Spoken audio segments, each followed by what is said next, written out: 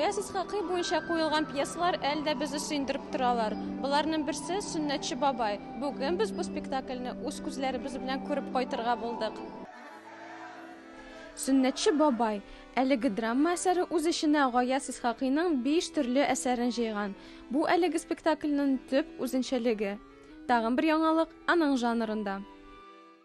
Һәр кеше бу дөньядан икенче дөньяга барыбер нидер кичү кичерә.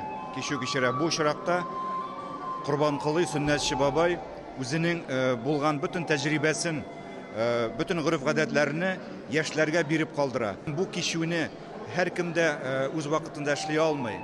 Бабай бу кичүне эшләргә тырыша һәм үзендәге булган әйтәмиш тәҗрибәсен, һөнәрен, гореф-гадәтләрне яшь буынга калдырып, милләтнең киләчәге турында уйлап, кичү эшли һәм бу кичү һәр мөселманның изге гамәле булырга тиеш дип саныйм. Шуңа күрә без жанрны көтелмәгәнчә кичү дип атадык. Корбанколый бабай, ягъни Сөннәтче бабай төп герой. Бүген инде Сөннәтче бабайларны еш очратып булмый. Бу күбрәк онытылып бара торган гореф-гадәтләрне чагылдыручы образ. Нәрсә дигән сүз Сөннәтче бабай? Ул аның мәгънәсе генә шунда ята. Ислам динен кабул итәсең икән, аны хөрмәт итәсең икән, әлбәттә син балаңны мөмкин кадәр сөннәткә утыртырга тырышырга тиеш буласың. Ни өчен? Чөнки ул бер кешедә илаһи фикерне, аңны ачырга ярдәм итә. Чөнки ул балада шул кала, тукта, мин бит менә шушы татар кешесе, татар баласы. Мин бит сөннәткә утыртылган. Менә бу әйбер әлбәттә иң зур фикерләрнең берсе инде ул.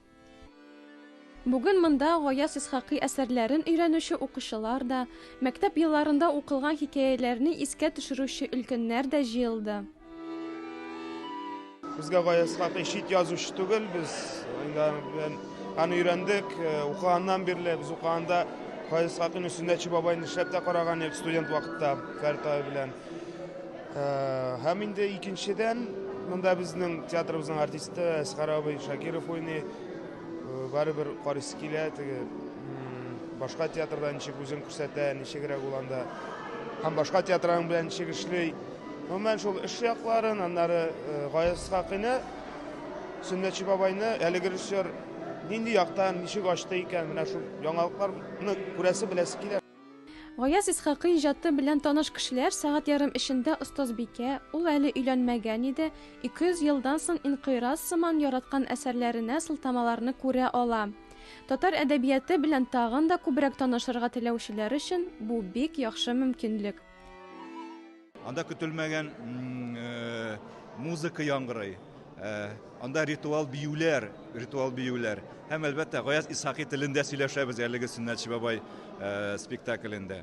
Гомумән яшьләр, олылар үзенә ниндидер теге әдәби мирасны күреп кенә калмыйлар, ишетәчәкләр дә һәм тәэсирләнерләр дип уйлыйм инде мин.